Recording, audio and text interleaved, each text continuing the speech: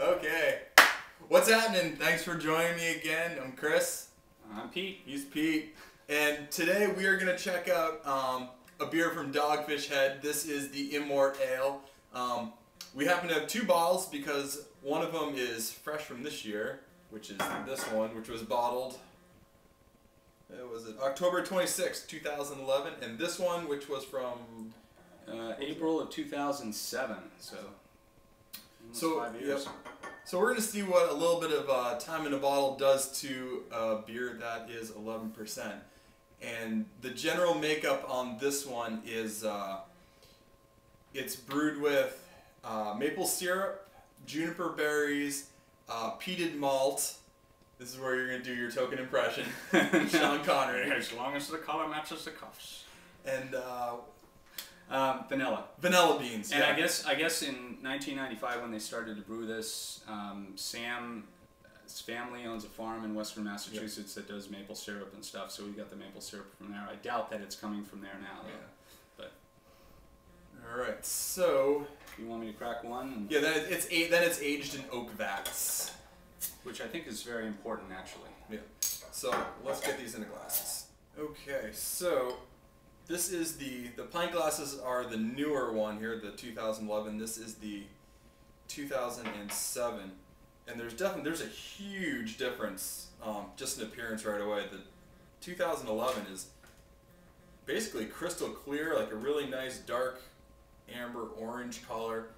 You can see the carbonation coming right up. This 2007 is just murky as hell. It's like nectar or something. Yeah, it's sort of that dark amber kind of, just real cloudy. They both seem to produce kind of the same amount of head, where there's basically not much. There's more bubbles I find around the edge on the older one here. Yeah, a little bit more lacing. Yep. Yeah, let's see what we got for an aroma here. Let's take a look. We're doing the 7? Yeah, I'm definitely getting like that peat smoke in there. Yeah, there's some vanilla. There's just a real nice like caramel toffee, sort of like almost that sweetness that we got from that the liquor de malt. Oh, yeah. Where just sort of that aging malt characteristic, where it's just getting really smooth and candied kind of sugar sweetness. Not much alcohol. No, I'm definitely getting the oak in there too. That's nice. All right, so compared to this year's, and this one, it's strange. Like the carbonation coming off, it's almost like you're listening to soda. Yeah, completely. I'm still getting like that same kind of smokiness, that peat smokiness in the oak. It's a lot milder though. Yeah, I'm not getting any of like that toffee caramel sweetness from the malt. Not at all. I mean, now does the glass have anything to do with that, or no? I mean, you'll be able to detect it maybe a little better in a tulip style glass, but overall, I mean, it's significantly different. Yeah, it's significantly different, and even if it wasn't the same style glass, you'd notice that it's different. Yeah. Yeah, and get a little bit of that maple. Alright, so let's see what we got for a taste on the 07. Cheers. Cheers. I like that a lot. It's drying in the finish too. You getting that at all? Yeah, I mean it's got a nice subtle flavor. Like maybe like the juniper berries, just sort of adding that aspect, like that drying aspect on the tongue. But yeah, I'm noticing a lot of that peaty kind of smoke, and like the oak characteristic, I think being pretty strong in this one, and it really does. It's real similar to the nose. I think there's a lot of that sweet kind of caramel in there, and it seems to be blended really well. Yeah, I was expecting with the whole push on the maple syrup, I was expecting a lot sweeter flavor, but I think that's just mellowed over time. And it still has plenty of carbonation, really good and like sort of medium to heavy mouthfeel. It's definitely, it's coating the tongue.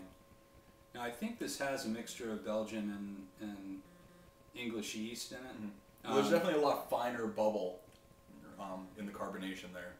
Yeah, kind of. I mean, I go back to Belgian quads a little bit. Mm-hmm. I mean, it's got a little bit of a flavor of a quad almost with the Belgian. I can taste the Belgian yeast in it. It's really nice and mellow. Yeah, it's like there's nothing that really overpowers anything else. Everything sort of blends together really well. All right, so let's take a look at The new stuff. 2011. All right. That really is like drinking a completely different beer. Yeah. I think the main thing I'm noticing is there's just like that caramel, sort of that sweetness in there that from the malts. It's not there where it is in the 2007. Yeah, it's got a little bit of a smoky. You can definitely taste the oak too. Yeah, it definitely still has that similar kind of peaty smoke, oak taste in there. Also, the carbonation, I think is a lot different.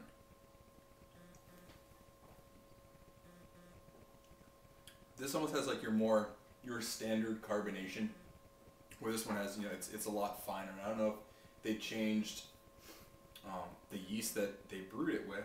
I would assume they wouldn't, but I'd be interested to see if just putting one of these 2011s away, if in a number of years it ends up being the same thing. But yeah, I guess this is just a little more like traditional ale style on the tongue, sort of that same medium mouthfeel.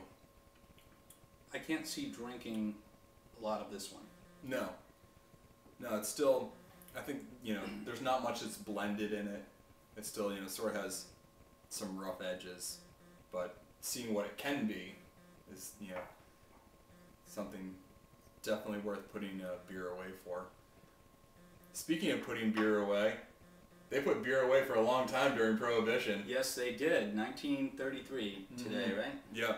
So today was the day, December 5th in 1933, that Prohibition was repealed. So for all of you who are probably dead now, who helped in repealing alcohol laws, I raise my glass to you. Absolutely. Because you did a fine job, because this is a delicious beverage. It is indeed. Okay, so I guess with that, we're going to continue enjoying these. Hope you're enjoying something as well, and I'll see you next time. Cheers. Take care.